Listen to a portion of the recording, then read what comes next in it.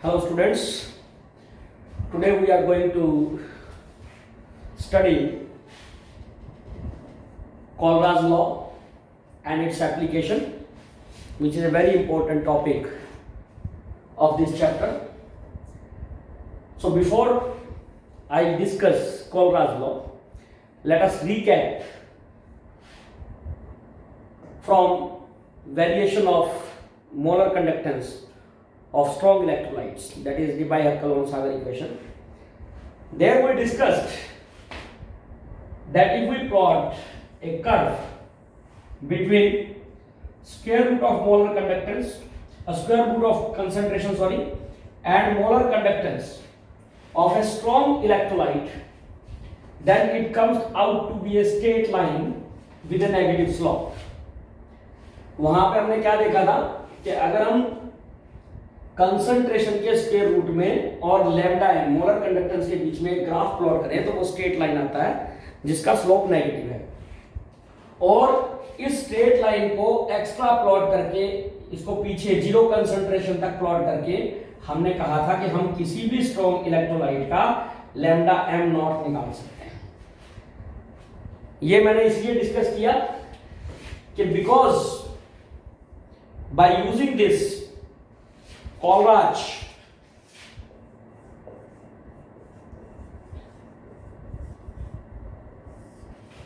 derived a very important conclusion. What did this scientist or Mr. Colraj did? He took a large number of strong electrolytes, बहुत सारे strong electrolytes को study किया, and what was special about those electrolytes? He selected electrolytes either having a common anion, या तो जिनमें anion common था जैसे KCl और NaCl, KBr, NaBr। आप क्या देख रहे हैं इन साल्ट्स के अंदर कि हमारे एनायंस जो हैं दोनों साल्ट के अंदर सेम है। तो या तो उसने ऐसे स्ट्रॉन्ग इलेक्ट्रोलाइट्स को स्टडी किया और ये ग्राफ प्लॉट करके इन स्ट्रॉन्ग इलेक्ट्रोलाइट्स की लैम्डा एम नॉट वैल्यूज निकाली। क्या निकाली? इनकी लैम्डा एम नॉट वैल्यूज। जैसे अगर हम बात करें lambda M naught values, I am not writing the units of this, तो from data what we observe is that KCl is having 149.86 and sodium chloride is having 126.45, KBr is 151.92 and it is 128.51. He also took certain electrolytes, उसने कुछ ऐसे electrolytes भी लिए जिनके अंदर cation different ना होके कैटायन सिमिलर थे। जैसे इनमें एनायन सिमिलर है, उनमें कैटायन सिमिलर थे। जैसे हम इन दोनों को ही कंसीडर कर लें तो इन दोनों में क्या है? NaCl और NaBr। इन दोनों को कंसीडर करें तो ये KCl और KBr। इनका अगर हम डिफरेंस निकालें, what is the difference between the molar conductivities of these electrolytes at infinite dilution, if we come out with the difference of this we will find that it is 23.41, it is 23.41।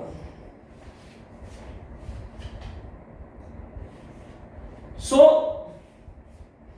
if we similarly note down the difference of KCl and KBr, the difference between KCl and KBr, you just subtract these two, KBr में से KCl घटाएंगे आप तो it will come out to be 2.06।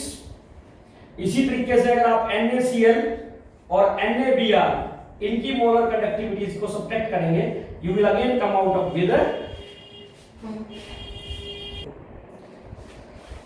तो ये जो difference same आ रहा है इसको समझने की कोशिश करते हैं कि ये सेम कैसे आ रहा है। अगर मैं ये मानूं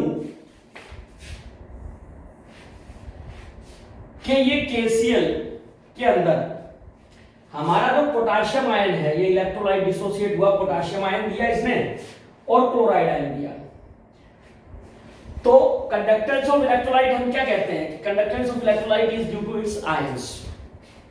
मैं अगर ये मानूं कि इसकी कंडक्टेंस A है, इसकी कंडक्टेंस B है, मान लीजिए आयंस की कंडक्टेंस, इसको अगर हम आयनिक कंडक्टेंस माने, और इसी तरीके से sodium ion, chloride ion, sodium की C है, क्लोराइड की ऑफ कोर्स B है। तो इसका मतलब क्या होगा, हमारा A प्लस B बराबर 149.86 आएगा और C प्लस B बराबर 126.45 आएगा। सही है। अगर अब हम इन दोनों कंडक्टेंस का डिफरेंस निकालें तो B से B कट गए,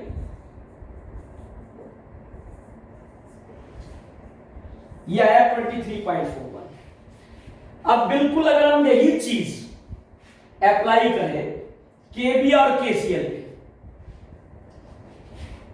केबीआर और एनएबीआर पे अप्लाई करें, पोटाशियम की ए मान ली हमने, ब्रोमाइड की अब हम मान लेते हैं सपोज करो D,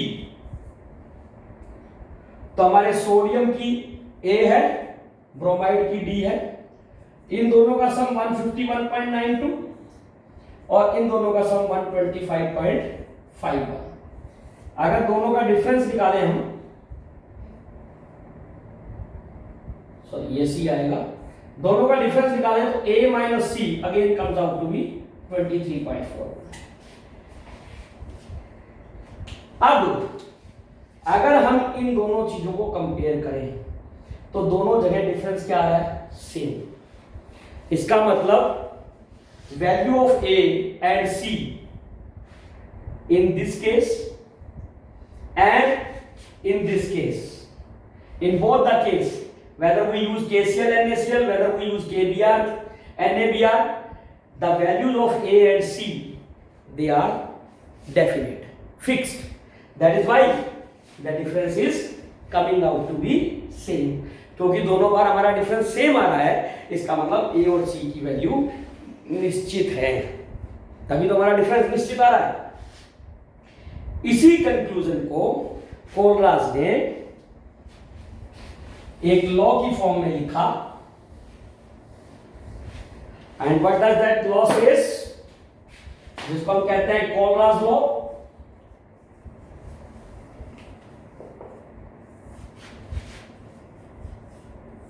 This law states that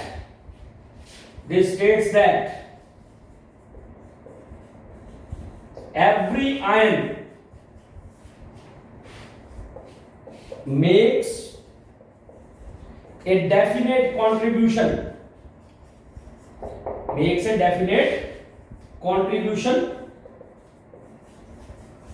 towards total molar conductance of an electrolyte at infinite dilution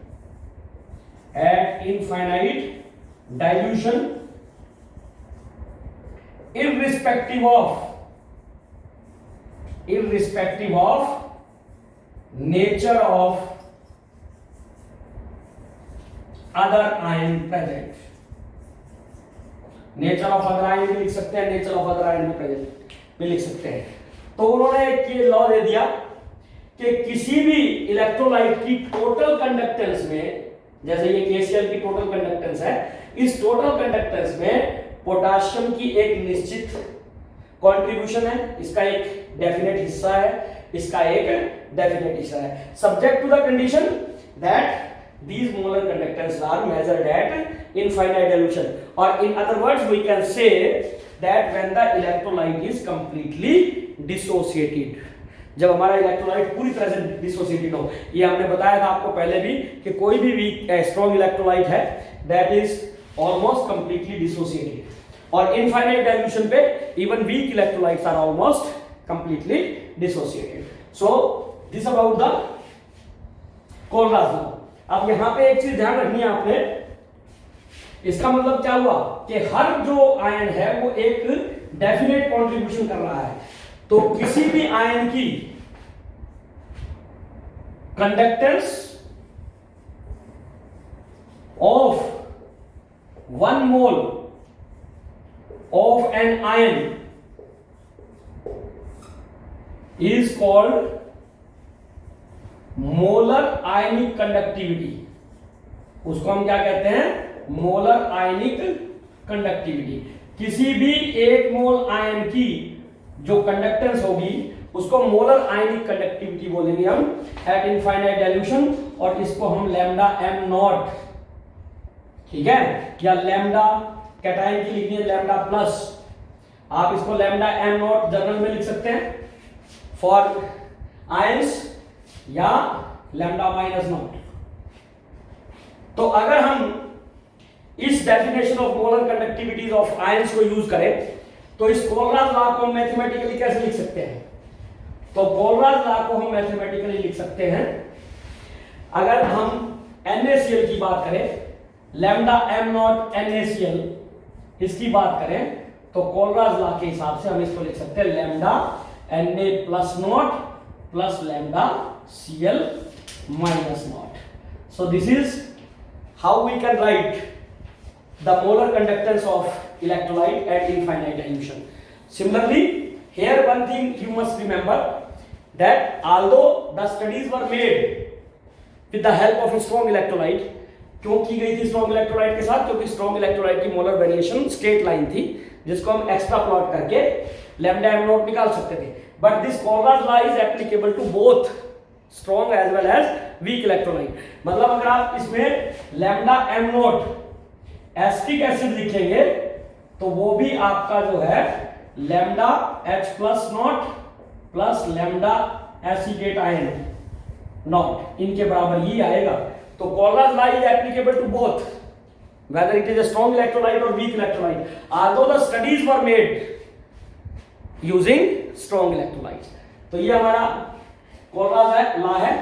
Hope all you have understood this।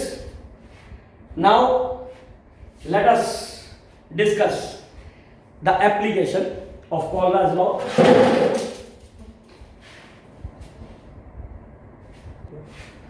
So let us discuss applications of Kohlraa's law।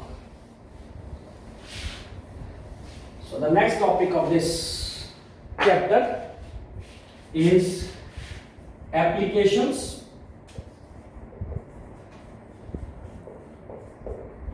of Kohlraa's law।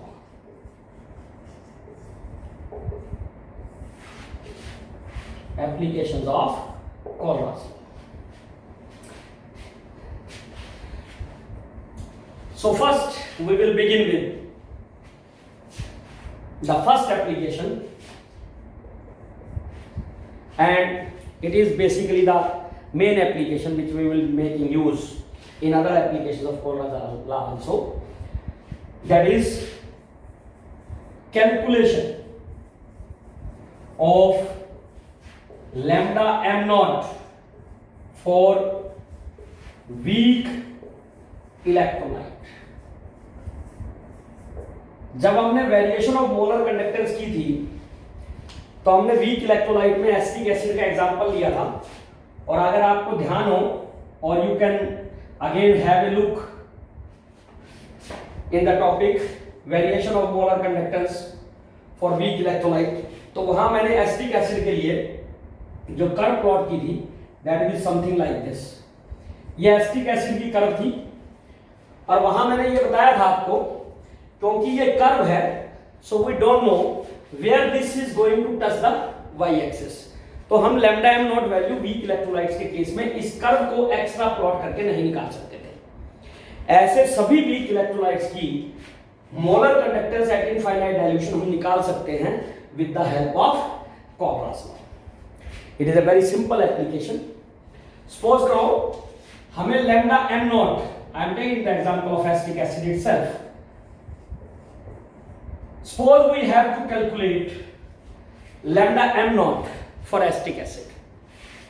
Then as per this Kohlrausch law हमारी lambda m acetic acid किसके बराबर होगी, lambda H plus naught plus lambda acetate ion naught. Infinite dilution पे आपके hydrogen ion की conductance, polar conductance और acetic acid की, acetate ion की मोलर कंडक्टेंस।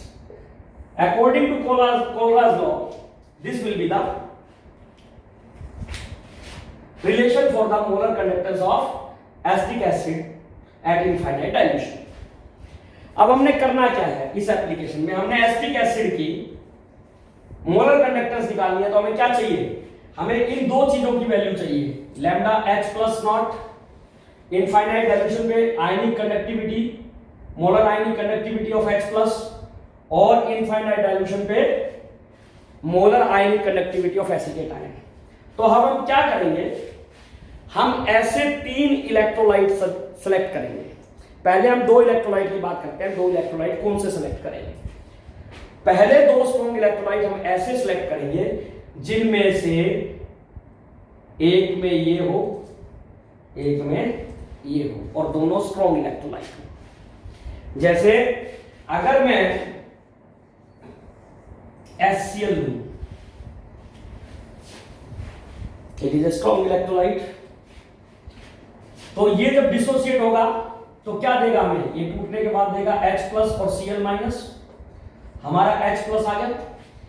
अब अगर इस पे हम लगाएंगे कोलराज लॉ, तो हमारा HCl के लिए कोलराज लॉ लगाने पे हमारा लैम्डा m नॉट HCl किसके बराबर हो जाएगा, it will B molar ionic conductivity at infinite dilution of H plus molar ionic conductivity of chloride ion at infinite dilution। ये हो गया हमारे पास। तो what we have got, हमें एक मिल गया यहां से, this lambda H नॉट ये हमें मिल गई। दूसरा हमने सेलेक्ट किया strong electrolyte, that was your sodium acetate. आपको पता है सारे के सारे सॉल्ट स्ट्रॉन्ग इलेक्ट्रोलाइट्स होते हैं, तो वो टूटेंगे। तो इस केस में क्या होगा हमारा, lambda M naught acetate, sodium acetate, it will be equal to lambda Na plus naught plus lambda your acetate ion molar ionic conductivity of acetate ion at infinite dilution. ये दोनों कोलराज लॉ से आएंगे। ये हमारा रिलेशन नंबर 2, ये relation number 3। तो हमारे पास यहां से तो ये आ गया और यहां से हमारे पास ये आ गया, लेकिन हमारे पास ये 2 फालतू आ गए। तो तीसरा इलेक्ट्रोलाइट स्ट्रॉन्ग इलेक्ट्रोलाइट इन दोनों के मिलने से ही बन जाएगा, that is lambda M naught NaCl, it will be equal to lambda naught Na plus lambda naught Cl minus.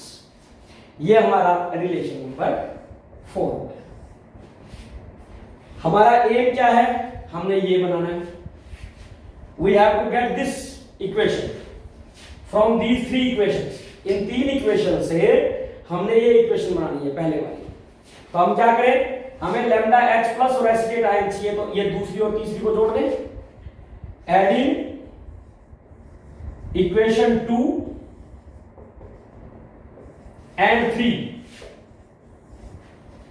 then if we subtract the fourth one, then your Na and Cl will cancel out, and then subtract equation 4, और फिर उन दोनों की addition में से हम क्या करें, घटा दें इक्वेशन नंबर 4 को।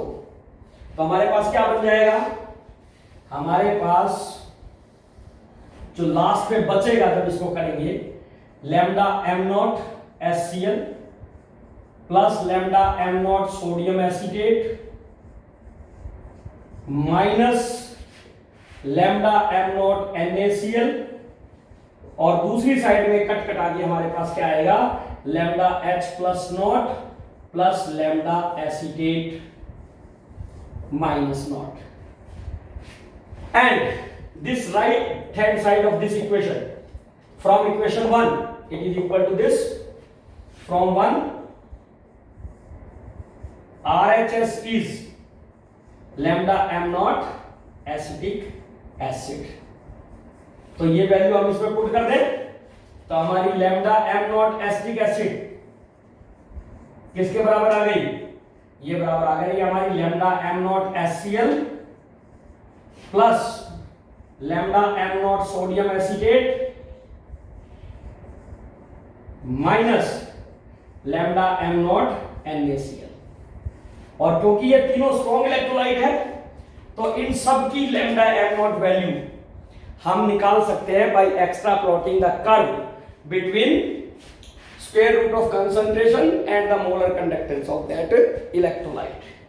So in this way we will be in a position to calculate the lambda m naught for a weak electrolyte. This is the first application. So hope you have understood this. Numericals will be there on this, so try to solve those, practice to make these equations. So second application for this Cauchy's law is, that is second application, calculation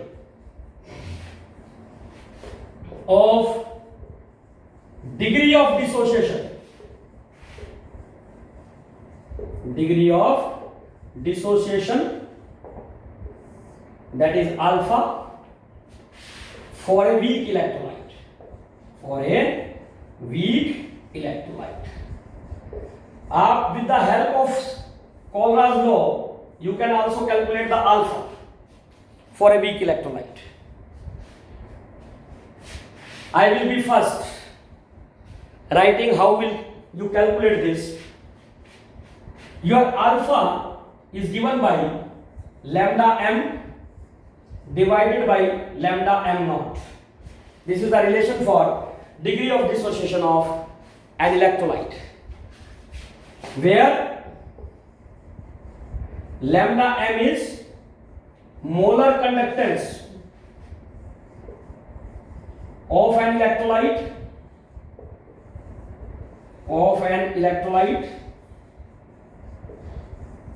at a given concentration. ये किसी दी हुई concentration पे molar conductance है जिस पे हमने degree of dissociation निकाल ली है, और लैम्डा m नॉट क्या है हमारी? Molar conductance eight infinite dilution. Molar conductance eight infinite dilution.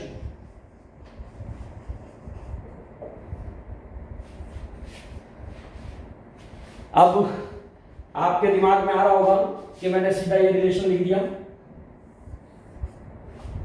What about this relation? कहां से आया ये, कैसे आया? तो just remember my previous lectures. In one of them I have told you that conductance of an electrolyte, it is proportional to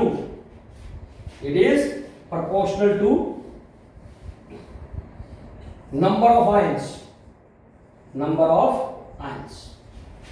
in solution.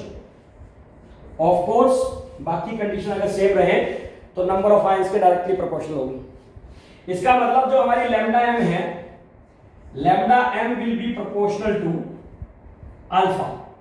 It is proportional to alpha at concentration m, where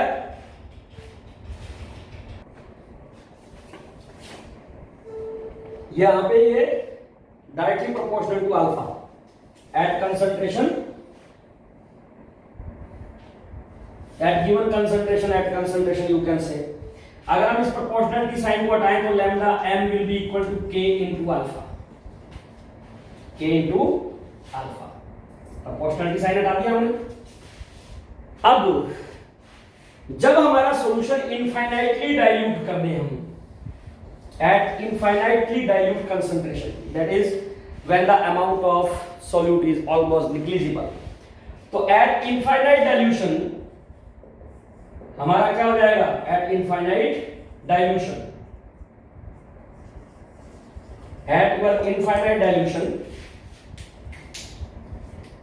आपकी जो lambda M थी that will become lambda m naught, और आपकी alpha हो जाएगी 1, क्योंकि infinite dilution पे हमने क्या कहा था कि salt is almost completely dissociated.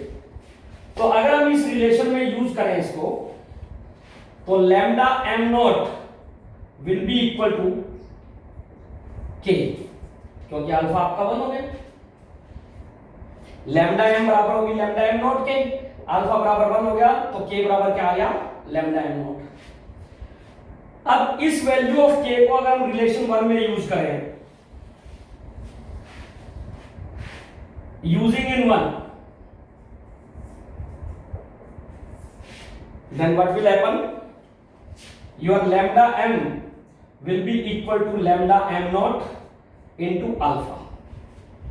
इससे क्या हो गया? अल्फा बराबर आ गया हमारा lambda m divided by lambda m not. तो ये हमारा डिग्री ऑफ डिसोसिएशन का रिलेशन आ गया, जो इनिशियली हमने इस एप्लीकेशन में यूज किया था। So how we use this relation, how we arrived at this relation, this is how we can calculate this alpha, or how we can arrive at this relation. Now the third application,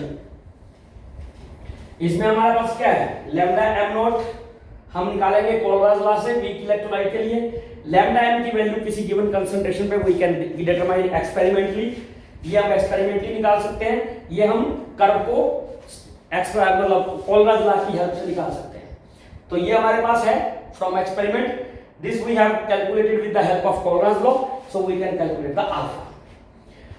जो third application है that is calculation of dissociation constant, calculation of dissociation constant of a weak electrolyte, of a weak electrolyte. हम किसी weak electrolyte के dissociation constant को निकाल सकते हैं, के को। अगर हम एसिड ले रहे हैं, अगर हम वीक एसिड ले रहे हैं, तो हम कह सकते हैं कि उसके वीक एसिड के डिसोसिएशन कांस्टेंट के ए को निकाल सकते हैं। मैं एक सिंपल सा सॉल्ट ले रहा हूं, वीक इलेक्ट्रोलाइट ले रहा हूं, एसिड ले लिया मैंने एक वीक इलेक्ट्रोलाइट से HA। So it is a weak electrolyte, it will dissociate by means of an equilibrium H plus A minus। मान लीजिए मैंने इसका 1 मोल लिया initially I have taken 1 mole of this, तो ये 0 था, ये 0 है। At some time let degree of dissociation is 1 alpha, तो it is 1 minus alpha, this is your alpha, this is your alpha। अगर मैंने 1 मोल की बजाय यहां पे इस वीक एसिड का C मोल लिए होते, तो अगर ये C होता तो हमारे पास ये हो जाती स्थिति। Now if we apply the law of chemical equilibrium, K is equal to HI concentration into A minus concentration divided by HA concentration. This is the dissociation constant. Of course I am not taking water over here, that is a solvent that is in excess, वो last में, तो फिर हमें यहाँ लाके Ka बनाना पड़ेगा, तो आपका dissociation of constant of acid K कहलाएगा। तो I have already ignored that water which is present in large amount, I am not considering the concentration of water। So if we put the value of these, C alpha into C alpha divided by C into 1 minus alpha, C से C cut गया, ये आ गया C alpha square divided by -1 minus alpha, ये आ गया हमारे पास। अब previous जो हमारी एप्लीकेशन थी, वहां से अगर अल्फा की वैल्यू इसमें पुट कर दें, तो Ka बराबर किसके हो जाएगा? C into lambda m divided by lambda m not, इसका सारे का square. Divided by 1 minus lambda m upon lambda naught. Again ये हम एक्सपेरिमेंटली निकाल सकते हैं, ये कोलराज लॉ से निकाल सकते हैं, तो हम डिसोसिएशन कांस्टेंट भी निकाल सकते हैं। मैंने एक सिंपल सा लिया है सॉल्ट 1:1 वाला एग्जांपल लिया है। अगर आपका इलेक्ट्रोलाइट AX/BY हो तो फिर उसी तरीके से आपकी इसको डिसोसिएशन होगी, उसके अंदर आपको फिर जो है x और y से मल्टीप्लाई भी करना पड़ेगा कंसंट्रेशन ऑफ A प्लस और B माइनस को, तो accordingly you can change it, इसके हिसाब से चेंज कर सकते हैं। ट्राई कीजिए, नहीं हो तो let me know in the comment box, I will be discussing that case also. So this is the third application. इसी तरीके से हमारे पास जो चौथी एप्लीकेशन है वो है सॉल्युबिलिटी कैलकुलेट कर सकते हैं हम किसी भी स्पेरिंगली सोल्युबल सॉल्ट की। फोर्थ एप्लीकेशन जो है इसकी that is calculation of solubility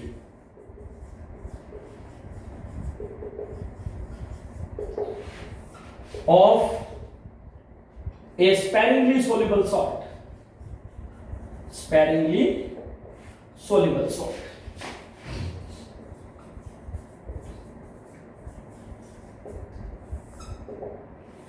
आप किसी भी स्पेरिंगली सोल्युबल सॉल्ट की, पहले तो ये समझ लीजिए स्पेरिंगली सोल्युबल सॉल्ट होता क्या है। स्पेरिंगली सोल्युबल सॉल्ट वो होता है जो पानी में बहुत कम घुलता है, मतलब जिसकी मोलर कंसंट्रेशन सॉल्यूशन में बहुत कम होगी।